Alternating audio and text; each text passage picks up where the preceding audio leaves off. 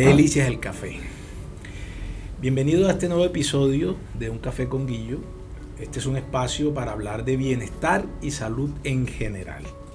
El día de hoy vamos a hablar de un tema importante para la población en general: los trastornos del sueño. El sueño es vital para el funcionamiento normal del cerebro y de la mente de todas las personas. Todos sabemos que dormir mal o no tener una buena calidad de sueño va a afectar nuestra vida, va a afectar nuestro rendimiento, nuestra personalidad y no nos va a dejar llevar una vida plena. Para tal fin, hoy tengo una invitada muy especial, la doctora Gina Castiblanco, quien es residente de tercer año del programa de psiquiatría de la Universidad de Cartagena, en el cual yo soy docente. Ella es mi alumna y es una persona que se ha interesado mucho por los trastornos del sueño, ha investigado bastante, su rotación electiva estuvo encaminada en este tema y su idea es, una vez terminada su especialidad, hacer el fellow o su especialidad en trastornos del sueño. Bienvenida, Gina. Doctor, muchas gracias. ¿Cómo estás? Muy bien, encantada de estar aquí acompañándole a tomarnos un café. Qué bueno.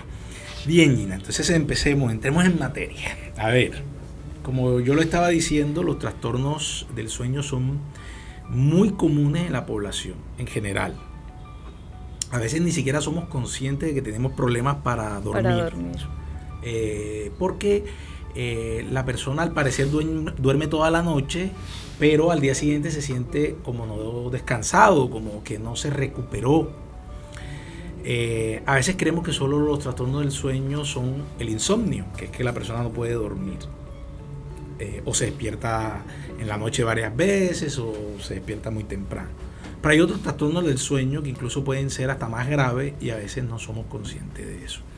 Entonces, vamos a comenzar, aunque tú nos hables un poco de el insomnio, las clasificaciones que existen del insomnio en la actualidad y cómo se caracteriza eso en la población en general. Ok, bueno, pues realmente los trastornos de sueño son mucho más frecuentes de lo que uno pensaría. Son difíciles de consultar, la gente no, como que obvia esa parte del mal dormir y no consulta al médico. Y una de las causas más frecuentes de sus padecimientos es que no puedo dormir o me siento muy cansado al día siguiente, me quedo dormido con facilidad en alguna actividad. Y cuando uno empieza a hacer un poco más ese proceso de exploración en el paciente, pues es muy frecuente encontrar que hay muchos hábitos de vida que no son saludables, que conllevan a que con frecuencia podamos caer en esos diagnósticos de insomnio, que bien pueden ser, como lo decía Doc, al inicio, en la mitad de la noche o en el despertar. Pero hay otra serie, global, o sea, exacto, no duerme toda la noche. Toda la noche. Y otros trastornos que ya pueden estar asociados de pronto a algún proceso respiratorio, a algún proceso como tal muscular que genere movimientos o incomodidades en las piernas, a que tengamos pesadillas y eso también genere una alteración del sueño. Pero principalmente creo que todo está más asociado como a la agilidad y a la prontitud que tenemos en el día a día y que eso pues nos lleva a que obviemos algo esencial para nosotros como es el sueño, porque es tan importante como tener sed y beber algo, querer comer y alimentarnos, y el sueño hace parte de esas necesidades principales del ser humano. Fundamentales, sí. De hecho, muchos hablan de que no dormir es peor que no comer, incluso en algún momento de nuestra vida, porque el cerebro necesita recuperarse y repararse y lo hace durante la noche cuando dormimos. Bueno, siempre que a nosotros nos consulta un paciente que dice no puedo dormir o estoy durmiendo mal, la fantasía que tiene el paciente, lo que se imagina es que le vamos a mandar un medicamento para dormir inmediatamente y que eso va a arreglar todos los problemas. Pero sabemos que dormir bien tiene más que ver con factores de vida saludable que con un medicamento, y que ningún medicamento simula o genera un sueño tan natural como lo haría una persona que duerme normalmente. Entonces, a esto se le ha conocido como higiene del sueño. ¿Podrías ayudarnos a explicar un poco mejor qué es la higiene del sueño y cuáles son las principales recomendaciones que se le debe dar a los pacientes que no pueden dormir? Bueno, ahí es importante saber que no solamente es importante saber lo que tenemos que hacer por la noche para dormir, sino que lo que tenemos que hacer en el día a día. Uno anda con muchas tareas corriendo de un lado para el otro, y el hecho de que no programemos bien nuestro día a día hace que en la noche pues fácilmente caigamos en el error de acostarnos más temprano pensando que vamos a descansar más, o por el contrario esperar más para acostarnos más tarde y poder dormir más tarde en la mañana. Entonces es como poder darnos ese chance de planificar desde el momento que nos levantamos cuáles tareas vamos a realizar para prepararnos fisiológicamente para cuando llegue el momento del descanso nuestro cuerpo esté listo para poder descansar. Entonces lo más importante es que dentro de esas medidas de higiene del sueño están alimentarnos bien, realizar actividad física, que es sumamente importante, separar las actividades que normalmente hacemos en la cama o en la habitación a las de trabajo, a las de recreación, porque muchas veces uno incurre en esto, uno va a la cama a ver televisión, a ver películas, pero es a trabajar, y entonces lo que pasa es que cambiamos ese rol mentalmente de que la cama ya es un espacio para hacer muchas cosas, y cuando llega el momento de dormir pues no estamos preparados porque es un lugar donde habitualmente hacemos otras tareas y no precisamente dormir. Entonces esa es una de las cosas que tenemos que hacer también. La exposición a la luz, el uso de pantallas. Actualmente la tecnología permite que nosotros tengamos acceso a redes sociales por cualquier tecnología, y esa luz pues hace que nosotros sigamos activos. Nuestro cerebro va a seguir trabajando independientemente que ya sea de noche, porque la luz va a decirle a él, oiga, hay que trabajar porque hay luz de día. Esa es la interpretación de él, y eso hace que obviamente incurramos en que el sueño se dificulte mucho más en la noche. El consumo de bebidas con cafeína cerca a las horas de la noche, las actividades físicas importantes, por lo menos el ejercicio nos recomendaba hacerlo antes de 3 horas de acostarnos a dormir. Esto es algo importante, pues sabemos que la cafeína es porque es un estimulante, ¿no? O sea, no es que no vamos a tomar café, obvio, sino que no esté cerca. No esté cerca al momento de dormir. Pero con el ejercicio a veces la gente no entiende, porque la gente cree que el ejercicio, como deja cansada a la persona, va a dormir mejor. ¿Podría explicarnos un poco por qué? Para que la gente entienda por qué el ejercicio antes de la hora de dormir puede afectar el sueño. Bueno, ahí realmente hay muchas teorías y también muchas creencias directamente de la población, ¿no? Yo era una de las que pensaba que el ejercicio para mí es fenomenal ya antes de acostarme a dormir, porque yo me acostaba cansada y eso me permitía dormir mucho más. Pero cuando me puse en retrospectiva a mirar, pues realmente pues uno se acuesta cansado, pero el sueño no es igual a cuando uno no tiene actividad, porque metabólicamente el cuerpo sigue produciendo sustancias que le permiten estar activo, que le permiten estar despierto, que como le permiten haciendo ejercicio coordinar todavía una serie de actividades para que nosotros podamos funcionar en el día a día. Entonces, ¿qué es lo mejor? Hacer ese tipo de actividades físicas que nos permitan esa actividad en la mañana. Con eso yo voy a ser productivo el resto del día, y cuando llegue el momento de la noche mi cuerpo se va a preparar, porque en el momento que va cayendo el día, va entrando la noche, ya fisiológicamente yo ya me estoy preparando para dormir, y eso va a hacer que mi cuerpo también vaya dejando esa producción hormonal y de otras sustancias que nos permitan estar activos para podernos preparar para el sueño. Entonces la recomendación es en la mañana preferiblemente. La idea es que obviamente pues los trabajos no nos permiten de pronto hacerlo muy temprano en la mañana. Las recomendaciones muchas veces son que alrededor de 40 minutos a 1 hora después de que uno se levanta sería el momento ideal para hacer ejercicio, pero pues las ocupaciones a veces no nos dan para poder ser tan estrictos con la parte del ejercicio, pero lo ideal sería que no lo hiciéramos más allá de 3 horas antes de acostarnos a dormir. Con eso nos da tiempo que el cuerpo vuelva a regularse y esa activación que tiene vuelva a modularse de tal momento que cuando vayamos a dormir estemos frescos, tranquilos.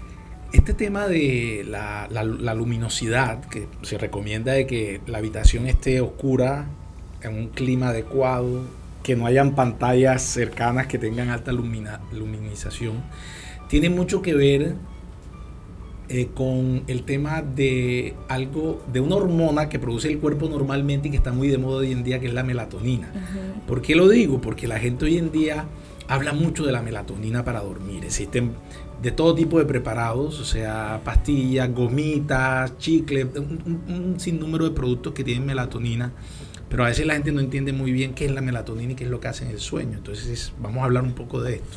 Bueno, la melatonina es una hormona que producimos naturalmente. No solamente nos permite prepararnos para el momento del sueño, sino que también al momento en que empieza a bajar su concentración en nuestro organismo, nos permite empezar a activarnos. Es tanto un switch para poder dormir como un switch para empezar a despertar. En baja luminosidad se eleva. Ajá. Y entonces, en alta luminosidad se disminuye. Entonces se supone que la tenemos en disposición de la luz del día y la oscuridad de la noche. Cuando estamos en la luz de día, ella va a estar en unos niveles muy bajos, que va a permitir que otras sustancias se activen para nosotros poder ser productivos. Y ya entradas las horas de la tarde, en la medida que empezamos con el atardecer y ya empieza a aparecer la oscuridad, esas hormonas empiezan a producirse de una manera mucho más alta, de tal manera que permite que eso induzca fácilmente el sueño y nosotros podamos descansar. La idea es que en el transcurso de la noche nosotros podamos tener una cantidad de melatonina que necesitemos para poder lograr una cantidad de sueño que nos permita un descanso y poder volver a ser productivos al día siguiente.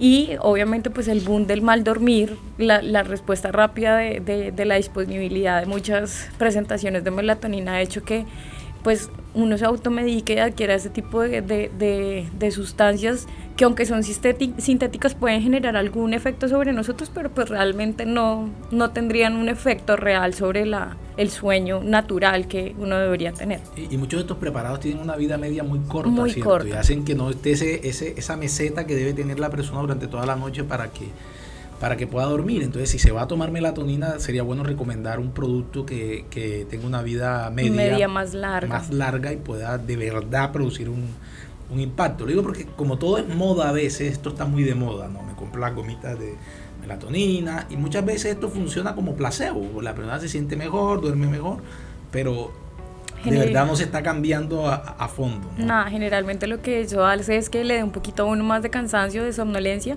y le permita a uno iniciar el sueño, pero pues si tiene problemas en la mitad de la noche, igual van a aparecer.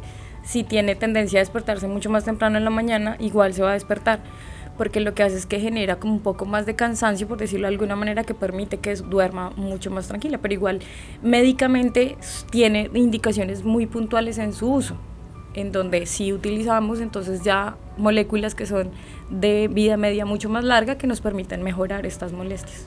¿Qué otra recomendación de que haga parte de la higiene del sueño recuerdas que sea fundamental? Hemos hablado ya de varias, pero ¿qué otras? Bueno, yo siento que algo muy importante que ahorita por lo menos hay también mucho auge, el uso de vapers, de cigarrillos, todo tipo de sustancias psicoactivas que, aunque ahorita pues hay una variabilidad en la disponibilidad de estas, también generan pues efectos sobre esa calidad del sueño y nuestro funcionamiento en el día, que también es importante. La parte del manejo de estrés y de emociones es muy importante también. Las relaciones sociales, porque indudablemente el hecho de que no tengamos una buena funcionabilidad con nuestros compañeros de trabajo, en el colegio, en la casa, con nuestra familia, puede hacer que toda esa carga emocional también genere alteraciones y nos genere esa preocupación o esa pensadera que va a evitar que podamos descansar bien en la noche.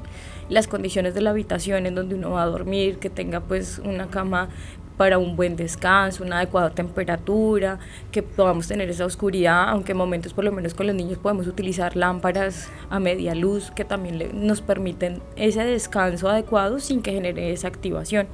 El uso de música, a veces planteaban también el uso de ruido blanco para poder dormir, sin embargo, hasta qué punto eso puede ser una necesidad luego para poder descansar adecuadamente. Entonces es más bien como poder cultivar esos hábitos adecuados, una buena alimentación, la actividad, la planificación de nuestras tareas para poder llegar a ese momento de descanso en las mejores condiciones. Hay un punto bien importante, y es cuando hablamos del tema de los hipnóticos, que son los fármacos que se utilizan para inducir sueño. Nosotros lo usamos mucho en la práctica clínica de psiquiatría, sobre todo porque los pacientes que nos llegan muchas veces con problemas del sueño quieren soluciones rápidas, ¿cierto? Dice, doctor, no estoy durmiendo, no rindo en el trabajo, necesito que usted me formule algo. Y sabemos que eso nos puede ayudar al principio, pero que a largo plazo tiene unas consecuencias y unas contraindicaciones. Cuéntanos un poco de eso, ¿cuál es la recomendación actual que hay en cuanto al uso de estos medicamentos? Bueno, realmente pues el manejo de cualquier trastorno del sueño, lo más importante es que nosotros nos demos el chance de poder consultar al médico y poder tener el tratamiento idóneo que necesitamos. No todos nos va a servir lo mismo, no la misma tabletica para dormir nos va a servir a todos, no la misma melatonina nos va a funcionar. Entonces poder sentarse con ese profesional y poderle explicar realmente qué es lo que tengo, qué es lo que me pasa, para poder encontrar la mejor alternativa. Pero indudablemente los medicamentos no van a ser el único eslabón en esta tarea. Nosotros tenemos que aprender a trabajar en nuestro tiempo, en nuestra programación de nuestros días, y lo más importante es que uno se programa siempre para la hora de acostarse, ¿no? Yo me tengo que acostar a esta hora para poder descansar un tiempo determinado que no está claro, cuál sería el tiempo normal para poder descansar, pero todos vivimos es en base a eso, y ahí está también el error. Entonces hay muchos tratamientos que nos van a ayudar en cualquier parte del sueño a mejorar esa molestia que tenemos. Sin embargo, no es solamente el medicamento me va a resolver de forma rápida, pero una vez lo suspenda, si no he arreglado, las otras cosas van a volver a suceder. Entonces es como un trabajo de muchas esferas alrededor de ese momento de dormir, para que a largo plazo no tengamos medicamentos que pueden tener consecuencias de otra índole, por otras medicaciones, por otros malestares, por síntomas que parezcan dentro del uso de los medicamentos, pero que nosotros más adelante podamos tener una vida tranquila, sin medicamentos, y poder tener un descanso adecuado. Entonces es multidimensional. Y entre otras cosas porque no resuelve el problema, tú lo acabas de decir, o sea, es como un manejo sintomático, como un paliativo de bueno, sí, descansa, y entre otras cosas porque todos los estudios que se han hecho basados en la arquitectura del sueño, pues sabemos que el sueño se divide en dos fases, la fase de movimientos oculares rápidos y la de movimientos oculares lentos, y eso tiene unas fases dentro de las propias, de estas dos fases. Y sabemos que en todos los estudios que se han hecho, los medicamentos no generan una arquitectura del sueño igual a la natural, no. Exacto. Ni ninguna sustancia, porque ya que tú mencionaste el cannabis, el mismo alcohol, la gente lo utiliza, voy a tomar alcohol porque eso me da sueño, pero no es el mismo sueño, y la gente al día siguiente siente que no descansa. Entonces la recomendación es que la persona cambie sus hábitos, ¿cierto? Sí. Entonces la gente a veces nos pregunta, ¿y cuánto debo durar tomando el medicamento? ¿Usted qué diría? Bueno, realmente la pregunta es, ¿a qué tiempo quiero yo mejorar? O sea, ¿cuánto tiempo necesito yo para poder sentirme mejor? Yo siento que los medicamentos nos pueden dar un alivio rápido. Yo puedo tomarme algo ahorita y quedarme dormida y descansar, pero al día siguiente, si no he resuelto lo demás, pues no me va a funcionar. Entonces, en la medida que nosotros nos tomamos ese tiempo para volver a aprender, a prepararnos para dormir, a organizar nuestro día, pues va a ser más fácil que nos mejoremos pronto. La inmediatez de la vida hace que uno tenga la necesidad de resolver de inmediato cualquier molestia que tengamos, pero a veces no es tan sencillo. Es como cuando estamos en el colegio aprendiendo a leer, pues no puedo aprender a leer hasta que no me aprenda primero las letras, luego las asociaciones, y ya pueda leer una palabra, un párrafo. Entonces así mismo empieza con ese proceso de sueño. Se nos olvida, y lo que tenemos es que empezar otra vez a entrenarnos de cómo tenemos que hacer todo nuestro día para poder dormir sin ningún medicamento y ser muy productivos. Ahora, hay otra cuestión muy importante que a veces la gente no tiene en cuenta, y es que los trastornos del sueño pueden ser secundarios a enfermedades médicas o a enfermedades o trastornos mentales. Los pacientes deprimidos o con trastornos de ansiedad pierden el sueño, ¿verdad?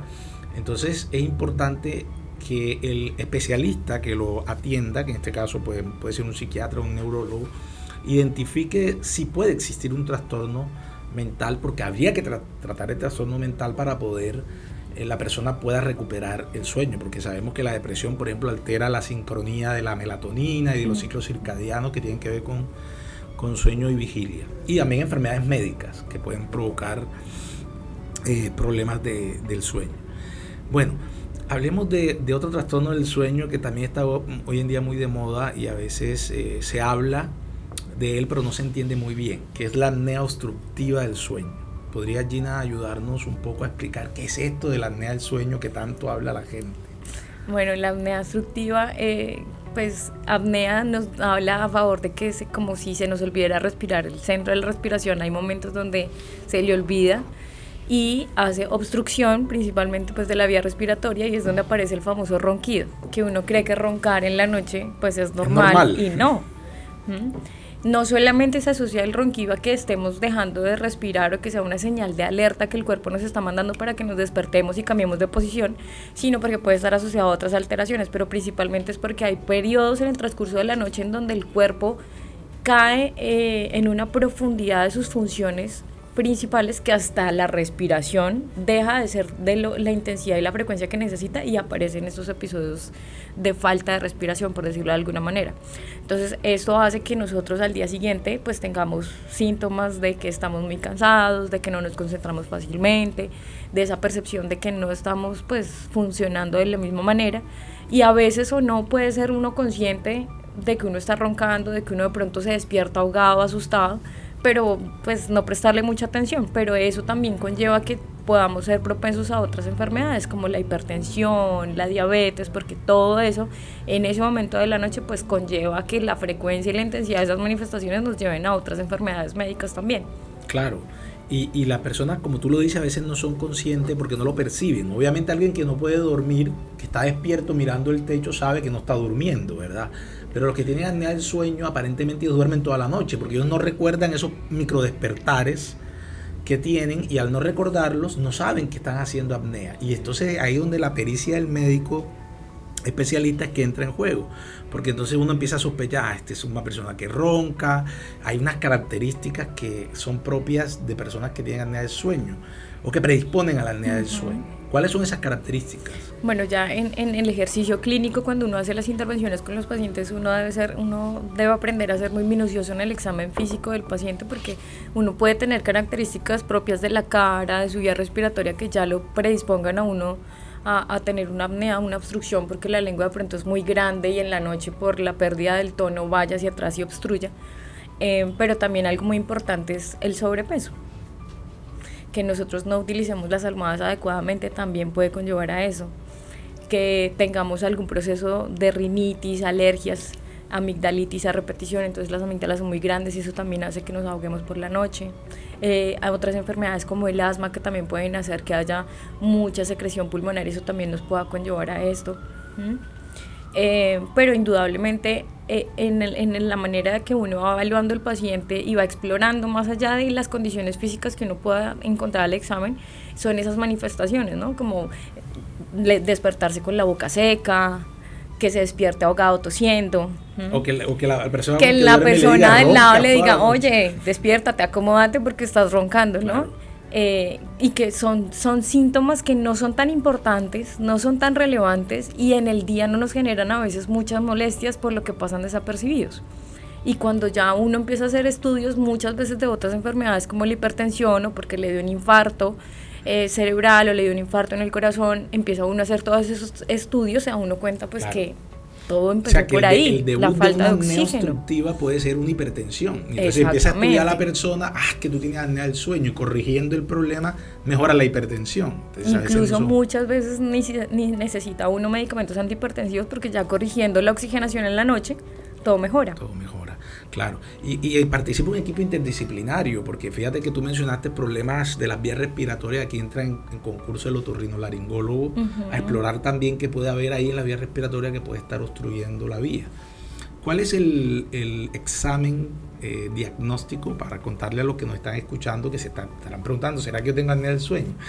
¿Cuál es el examen que nos hace el diagnóstico de la apnea del sueño? Bueno, lo primero es el examen físico, en donde se pueden tomar ciertas medidas y evaluaciones como tal de las características faciales, de las características de la vía aérea superior y asociado esto a la clínica propiamente que nos comente el paciente y lo que el profesional sea capaz de indagar acerca de estas manifestaciones, ya el paso siguiente es poder realizar una polisomnografía con una oximetría, que eso nos va a poder permitir entonces hacer un estudio de sueño con una monitorización que nos va a decir cómo está trabajando el cerebro en ese momento, cómo está la vía respiratoria, cómo está el corazón, cómo se están comportando nuestras extremidades también en el proceso de sueño y si están haciendo ese proceso de descanso que debe haber, esa hipotonía que debe haber en el proceso de sueño, y en el transcurso de la noche poder evaluar a través de esas imágenes que nos dan todos esos electrodos que se colocan y la vigilancia en cámara que también nos permite evaluar realmente cómo es el dormir del paciente.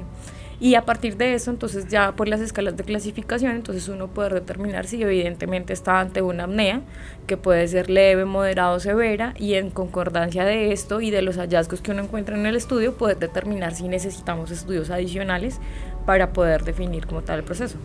O sea que la polisomnografía es un estudio que se hace de noche, ¿no? Que hay que poner a la persona en una cama, grabarlo y hacerle todos los estudios. Bueno, y el tratamiento, porque esto es supremamente importante, porque la persona dice, bueno, tengo apnea del sueño, ¿ahora qué va a pasar conmigo? ¿Qué voy a hacer? ¿Cómo mejoro esto? Bueno, ahí en la apnea del sueño pasa lo mismo que con el insomnio, ¿no? Tenemos que hacer una reestructuración completa de nuestro día a día, de nuestra preparación para dormir, y aquí tenemos que ser muy juiciosos con la no automedicación. Hay muchos medicamentos que podemos tomar, como un antihistamínico para la gripa, que puede favorecer a que hagamos más apneas, que dejemos de respirar más veces en la noche. el hecho de que vayamos a una fiesta y tomemos bebidas alcohólicas favorece a que tengamos más ahogo y más dificultad en la noche para dormir. Entonces es poder modificar toda esta parte de higiene del sueño, de poder reestructurar nuestro día a día para favorecer el tiempo de dormir en la noche. Y en dependencia de la apnea y de los estudios que se hagan de la vía respiratoria, poder determinar los equipos que más se utilizan generalmente en moderada o severa son las mascaritas con el CPAP que se coloca. Ya últimamente la tecnología ha permitido que no sea la clásica máscara que parecía uno como si estuviera en un disfraz, en una máscara completa, con asustaba al que entraba a la habitación, con muchos artefactos, con mucho ruido. Los equipos ahora son mucho más amigables, con cánulas incluso solamente nasales que le permiten que el paciente pueda descansar, no tenga ruido y todo favorezca. Expliquémosle un poquito a la gente qué es esto de CPAP. O sea, ya tú lo estás explicando, pero como más conciso, ¿qué es lo que hace el dispositivo? Bueno, el CPAP es como una cajita que es un concentrador que permite que procesa o facilita una presión de oxígeno constante para que en esos momentos donde el cuerpo pierde el control de la respiración, él automáticamente manda el impulso de respiración. Entonces es como si tuviéramos un respirador alterno a nuestros pulmones, pero que constantemente está mandando ese flujo de aire para que nos oxigenemos constantemente y eso mejore no solamente la oxigenación pulmonar y cerebral, sino la de todo el cuerpo y podamos tener un mejor descanso. Entonces va la cajita o el concentrador del CPAP como tal, va una canulita, una manguerita que va a la cánula y la cánula que ya va colocada en la parte facial. Y esto, la idea es que nosotros podamos utilizar el equipo durante todo el tiempo que durmamos, con el fin de que garanticemos siempre que durmamos que tengamos una buena oxigenación, porque el equipo nos va a estar mandando lo que necesitemos y nos va a ayudar en esos espacios donde se nos olvide para poder tener un buen descanso. Ahora, esto es como el medicamento, ¿no? La persona tiene que usarlo siempre y el día que lo deja de usar, porque no corrige la causa, el día que lo deja de usar otra vez le va a dar. Por eso es que si hay una causa reversible, se debe acudir a ella. Por ejemplo, si hay una obstrucción de la vía respiratoria, el otorrino debe entrar a hacer un procedimiento quirúrgico o cualquier baja de peso. Con el simple hecho de que baja de peso va a lograr no necesitar el CPAP, porque al final de cuentas no cura el CPAP. O sea, resuelve el problema, disminuye todas los riesgos que hay, pero no soluciona el problema a largo plazo. Bueno, Gina, ya vamos llegando al final de este conversatorio muy agradable. Cuéntame, ¿cómo te pareció un café con Guillo? No, muy chévere poder hablar de esos temas que son tan importantes, que realmente dejamos pasar mucho de tiempo y no son tan importantes inicialmente, pero que sí nos generan un malestar y pues es importante tener la información que necesitamos para poder buscar ayuda. Sí, y que alteran la calidad de vida de las personas. Totalmente. ¿Volverías si te invitamos? Claro que sí. Ok. Bueno, y para todos los que nos están viendo y escuchando, recuerden que los trastornos del sueño son muy comunes en la población general. A veces esas hipertensiones que no le encontramos razón de ser en personas jóvenes, o que pasamos el día irritados, bravos, no rendimos, no nos concentramos, tenemos sueño en todo momento, posiblemente estamos teniendo un trastorno del sueño y no estamos haciendo algo para corregirlo. Entonces hay que consultar, pues consultarme a mí, a cualquier otro experto. Recuerden que esto participa en equipos interdisciplinarios. O sea, tiene que haber, estar un psiquiatra, un neurólogo a veces es necesario, un otorrinolaringólogo para que formule el CPAP y todo esto. Entonces hay que consultar cuando se amerite. Y ahora que Gina ya se gradúe de su especialidad en sueño, consultarle también a ella para que nos ayude a trabajar estos problemas. Bueno, yo aquí me sigo tomando mi café y muchas gracias. Nos vemos en un próximo episodio.